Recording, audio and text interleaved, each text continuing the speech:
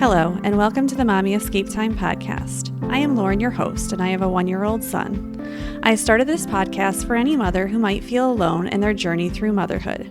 Becoming a mom is hard no matter how you get there, and this podcast is about the mom stuff that comes up in our lives. Listen, enjoy, and connect with us on the Mommy Escape Time podcast. Hello, and welcome to the Mommy Escape Time podcast. I am Lauren, your host. And yes, today, again, it is just me. I am recording this on May 12th. May 12th? Yes. It's a Tuesday, and this is going to be on Friday. I'll be at 9 weeks of quarantine, just so we all know where we are in this process. On May 20th, the governors were supposed to go into phase 1 of opening up the state. I don't really understand how much has really changed from that. Basically, if restaurants want to have seating outside, they can do that. And that's about it. So I guess I'm looking for more phase 2 or 3 stuff, because I'm really looking forward to a playground being open. And I can't imagine that I'm not going to be able to take my son until June 20th at the very earliest. And I don't even know if that will be open by then. So it's hard. It's definitely been hard.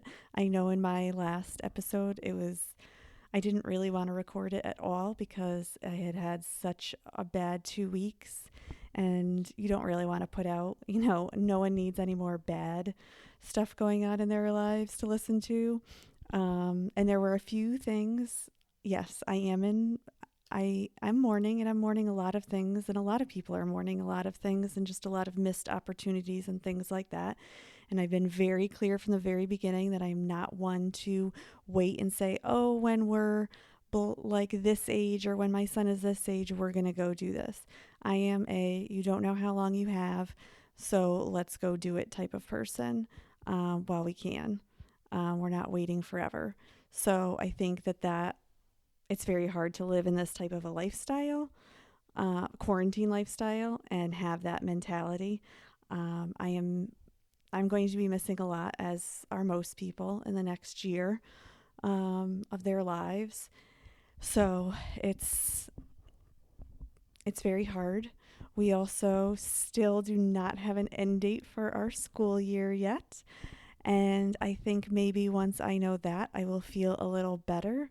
There are rumors of dates, but as we all know, rumors are rumors and they change. And until my superintendent says, this is the last day, teachers, that you have to do this, I won't believe it. And I still won't believe it up until that day. So I am just hopeful that it's sooner rather than later, because it is so unbelievably hard. And if I think about how hard it is on me, it's that much more harder on students. So I really hope this is not the way that we start off the year, but who knows? And then 2 people did write to me that they said that about I had to cancel our trip to Disney. And I said part of the reason we didn't go last year was because of my leg. In August 2018, I broke my leg. And in the summer of 2019, I had anticipated going to Disney. However, although I was running and I was taking walks, I was not at the ability to do a full day in a Disney park, and I was not in the mentality of taking multiple days in a row in a Disney park and doing all that walking. And I could have gone in a scooter or a wheelchair, but if we already had to have my son in a stroller, it did not seem fair to have my mother and my husband always have to push both of us around all of Disney in 90 to 100 degree weather. I would have been a little nervous to take a small child to Disney at that point in such hot weather, because my son does not do well in the heat. So, we'll see. But anyways, yes, I am ridiculously mourning my Disney trip. Um, Parts of Disney are supposedly supposed to open, not the parks, but like the restaurant stuff is supposed to open May 20th, and we'll see. I don't know how that's going to go, but we'll see. So, this is a bunch of random stuff, but I'm trying to keep it more happy and upbeat this time. I had no idea that it was Mother's Day this past Sunday until Saturday. And my husband was like, "Oh, did you do a whole Mother's Day podcast last week?" I was like, "No, I didn't even know it was Mother's Day." So happy belated Mother's Day to all of you out there. I had no idea. I thought it was this weekend. So I think because I had all these other things planned around this time, so I have no idea what's going on, and nothing in my schedule is going to be changing for the weeks and the weekends anytime soon. So, and to give you an update, Saturday before Mother's Day, it snowed here. So we were supposed to mow the lawn on Saturday. And guess what? You should not mow your lawn when it is snowing out. So we could not even mow it on Sunday we couldn't mow it also because we had 30-mile-an-hour winds. So it was both days, Saturday and Sunday. So it was snowing and super windy, 30-mile-an-hour winds, 20, 30-mile-an-hour winds consistently. And then Sunday it was warmer, maybe warm enough to not snow, and still very windy. So there was nothing that I wanted for Mother's Day. Everything that I want for Mother's Day is not possible. I wanted my mother and my mother-in-law to be with my son. That is literally all I want right now. I want them to be able to be with my son. That is the only thing that I want right now. Oh, and financial security for the rest of my life. Those two things. Those are the only two things that I want right now. And I just don't know when those days are going to come. So let's move on to something fun. So I don't know if you guys have ever heard of Pluto TV. It's like a free TV streaming service. Like, I don't want to say like Hulu because you can't it's a bunch of channels and it has commercials and you can't really pick or skip things. But anyways, if you want to check it out, Pluto TV, this is not an ad. This is just totally something I stumbled into. And the reason I stumbled into it is because they always post that they have all the seasons of the Dallas Cowboy Cheerleaders, which I totally follow and I'm obsessed with. And the first two seasons you can't buy anywhere to rewatch. All the other ones I bought on either iTunes or Amazon. And so I watch them when I do certain workouts throughout the year. So I've just been so excited. Now the problem is it just continuously runs the seasons over and over again. So 24 hours a day. So you don't know and you can't skip to go to specific seasons or episodes. So you can only watch what is there live. So it's like every 4 or 5 days, I will get like the first and second season during the day when I can actually maybe like watch 1 or 2 episodes. And it is absolutely amazing to go back and watch those episodes. It's so great to see how different everything was and has been. But one of the other shows that is also on there like that is called The Hills. So the original Hills, the MTV series, with Lauren Conrad is on there. And I remember watching it when it came out, and thinking like, the Laguna Beach kids were so cool and that, Lauren Conrad, and if you've never watched it, this is not going to make any sense, but the drama between Lauren and her roommate Heidi when she meets her boyfriend and now husband Spencer. And it's enlightening to go back and look and see.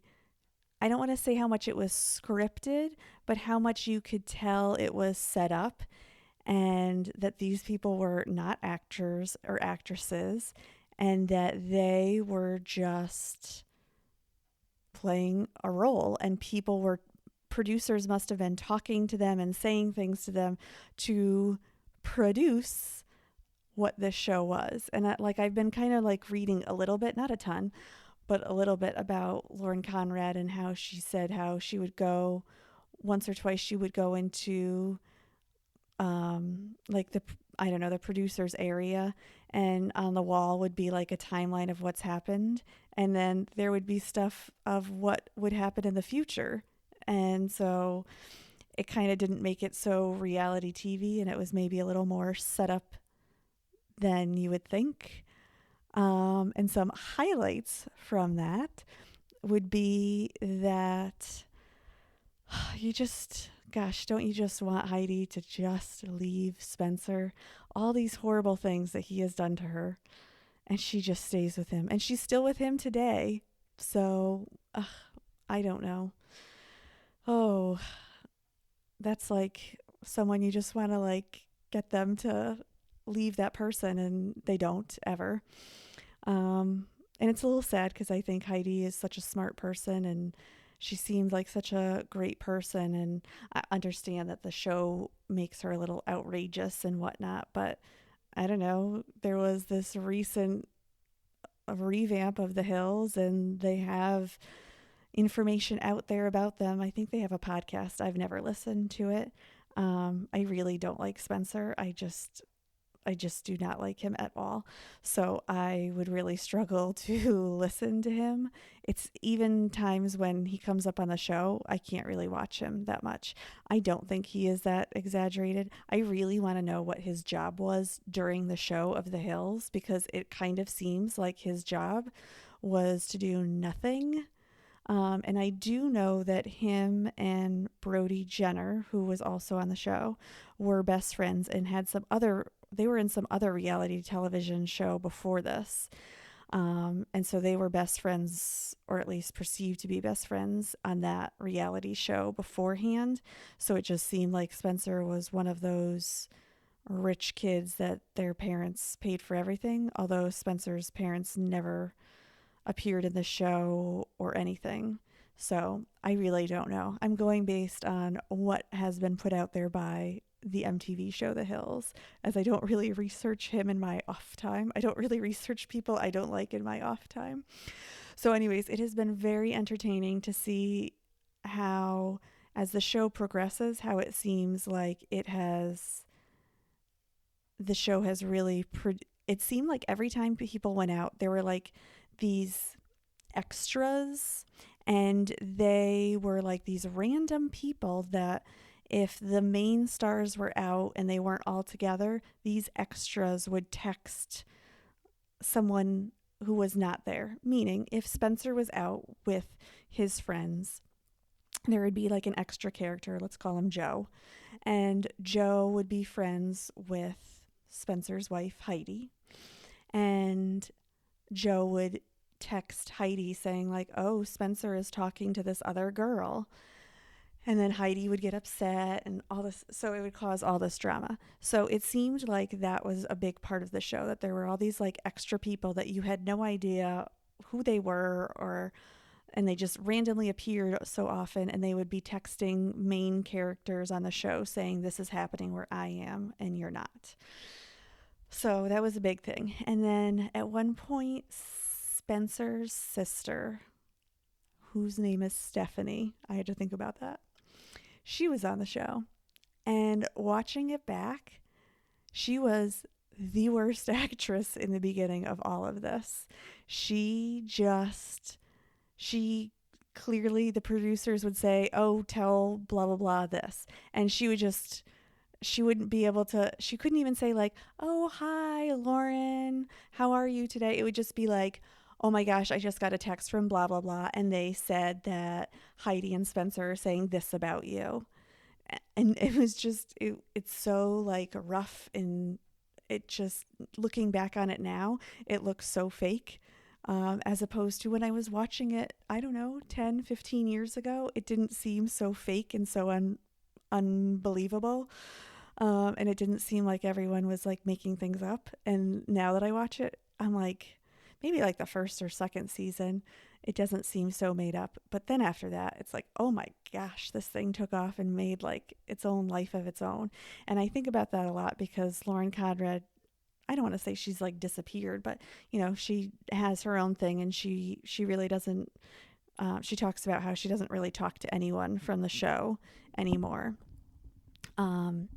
And even the people, when they returned to this revamp of The Hills, which I really didn't see at all because I don't have cable, um, but I saw like one or two episodes, and everyone there also said that no one really talked to each other before they did this reunion show anyways. Like a few people talked here and there, but not really.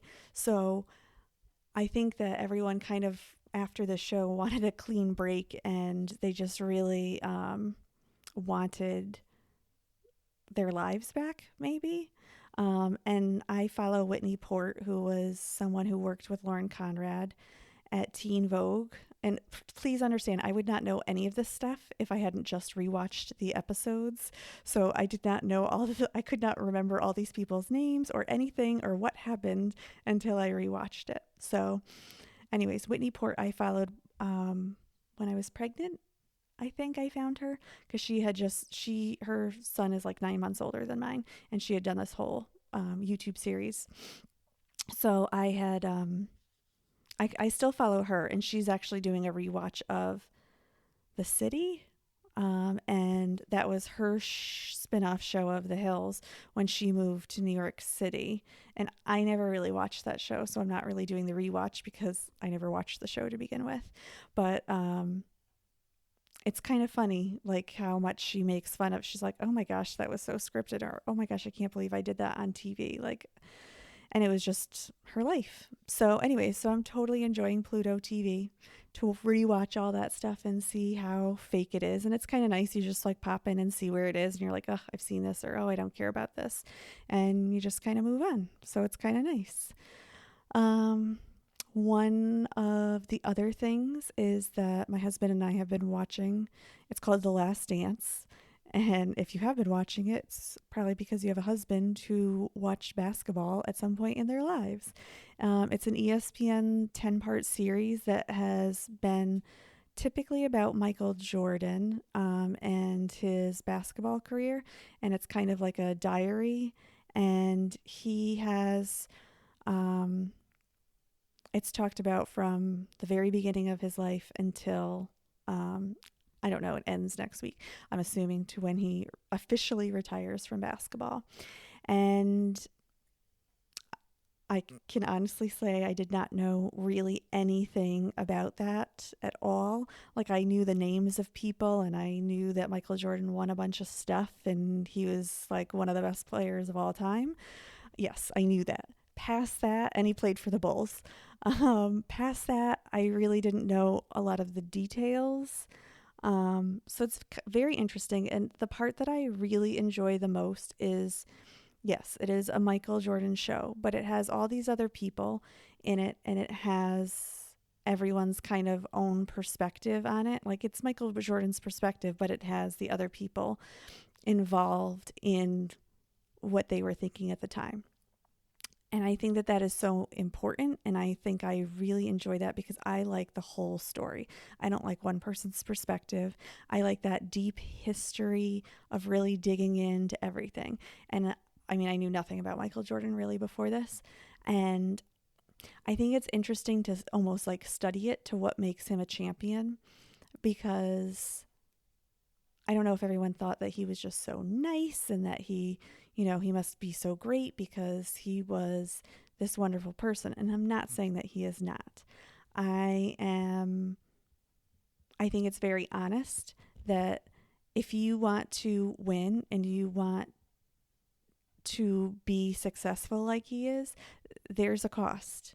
And there's a cost they don't really get into his personal life at all, but you could tell that there is a cost. Oh, if you didn't know, one of my neighbors is mowing his lawn, so you'll probably be able to hear that in the background. One of the reasons I do not like those big lawnmowers. So sorry, there will be a hum from here to the rest of this podcast, probably. But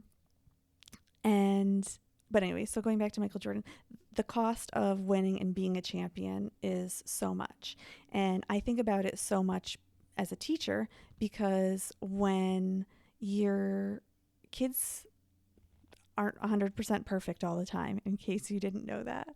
So sometimes they stumble and they fall. And I think in Michael Jordan's case, every time that happened, it drove him to be better as opposed to giving up or blaming someone else. He never really blames anyone else. It's always on him, or he says he didn't work hard enough to help the other people around him so that they could be how they could be, help him, basically. Um, I think it also is a huge eye opener if you are a parent and you ever want your child, or your child has aspirations of becoming a professional athlete, or in the back of your mind you hope that your child is a professional athlete.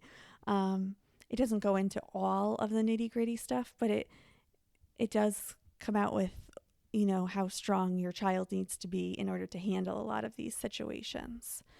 One of the things that I really did not like is, and it's nothing against Michael Jordan.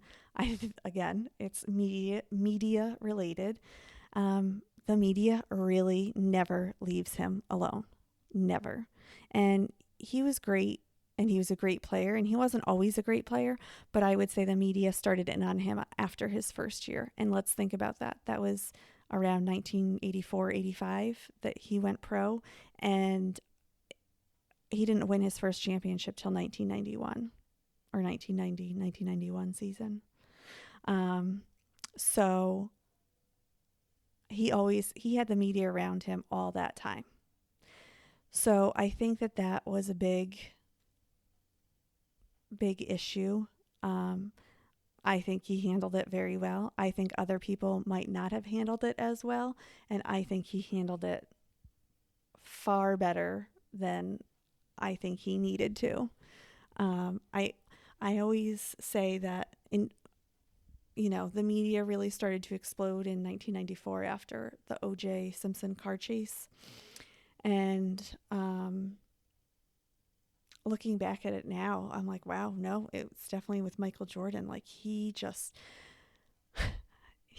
was in his hotel room one time, in between games, and he didn't go out because he's like, it's not worth it. Like people just attack me. He's like, so instead I stay in my hotel room and the media comes here and they have to interview me for, 3 or 4 hours about what it's like to be Michael Jordan. He's like, so, either way, there's no break.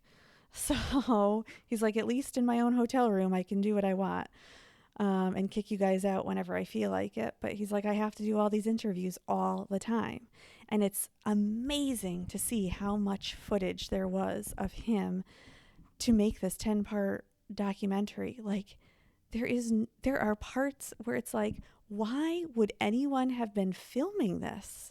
Like, this is ridiculous. Like, we don't need to see this, and this never should have been filmed to begin with. Like, people are allowed their privacy, so I think that was, it just tears me apart that there's even those glimpses. Like, I know everyone's interested in each other's lives, but at some point, like, take an interest in your own life. Like, stop caring if, how many times this person goes to the bathroom in a day. Who cares? You just like, oh my gosh. So that really gets to me. I really don't like that at all. So, and again, nothing against Michael Jordan. I mean, he put up with that for all those years.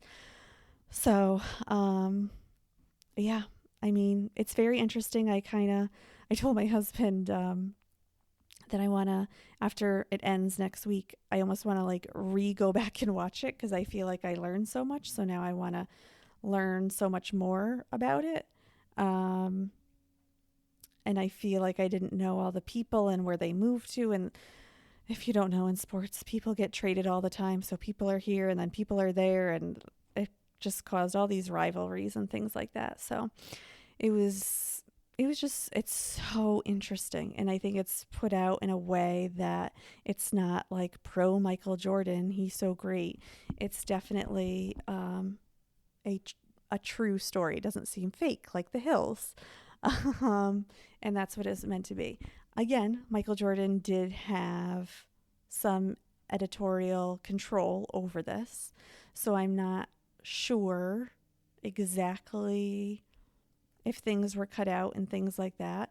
There was a part in one of the episodes that had stuff about Kobe Bryant that you could definitely tell was edited, maybe because of the event, because we lost Kobe Bryant. I'm not sure. But it was definitely, it didn't flow like the other sections as much. So I'm not 100% sure. And not that I think anything bad was happened, but I think it's maybe too soon to have anything maybe that, I mean, clearly Michael Jordan was a big mentor to Kobe Bryant, and Michael Jordan maybe won't talk about it as much, or he didn't want to put that in as much. Um, and there was not any animosity between the two of them, clearly. But it didn't always go with the story of what was happening, really. So that part just seemed a little edited, and totally understandable for the times we're in right now. So, and it definitely gives my husband something excited to do every Sunday night. I don't think we've ever watched live TV in a long time, so it's fun kind of watching live TV again. So anyways, the one last thing that I will bring up is I was supposed to do a platelet donation. The Red Cross still calls me about every day, even though I had an appointment. And I missed my iron level by 0.1%. So I have been eating iron. I have been taking my iron pills, but for some reason I was just that 0.1% away from being eligible to donate. So I will say, I don't know if I could do a platelet donation with a mask covering. It is, when we were just doing the triage, which was a half an hour, the woman was like, "Are you nervous?" I'm like, "Yeah, I'm nervous. I can't breathe as well. And I'm thinking that I'm going to be doing this for 2.5 hours." And she's like, "Yeah." She's like, I don't have a cloth mask. I have one of those, I don't know what they're called, the N95 masks, because that's what we had in our house before all of this. I did not go out and buy that. We had it from when we were doing work in our house. And those are very hard to breathe in. So I don't know with a cloth covering if that would make a difference for me. I haven't even thought to get one, but now I'm starting to consider that maybe I should get one. I don't know if they're easier to breathe in or not. I feel like your hot air just stays there anyways. So I think that would have been, I don't know if I can donate after that. I would really have to think about it. I could definitely do a whole blood, but I don't know if I could do a platelet. That was intense, knowing even in that first half an hour, because you're in a smaller space, just so you understand. Um, so it's just, so I don't know. We'll see. I can't even attempt to go back for 2 or 3 weeks. So I'm going to see what it's like in 2 or 3 weeks. I'm assuming we'll still be wearing masks, but maybe not. So we'll see. So, anyways, sorry. No way to, I couldn't stop the recording for that, and I couldn't cut it out because it was too close to words. I keep forgetting to end with something that I love that my son is doing. And one of the things that I love that my son is doing right now is that he is very independent, and he's showing it. We used to carry him upstairs for his nap time and for sleep time, or for bath time at the end of the night. And now he always says, "No, do myself, Luke, just myself." So it's very cute to see him do it. And he's gotten so good at the stairs. Probably because every single day he has to do them. So multiple times a day.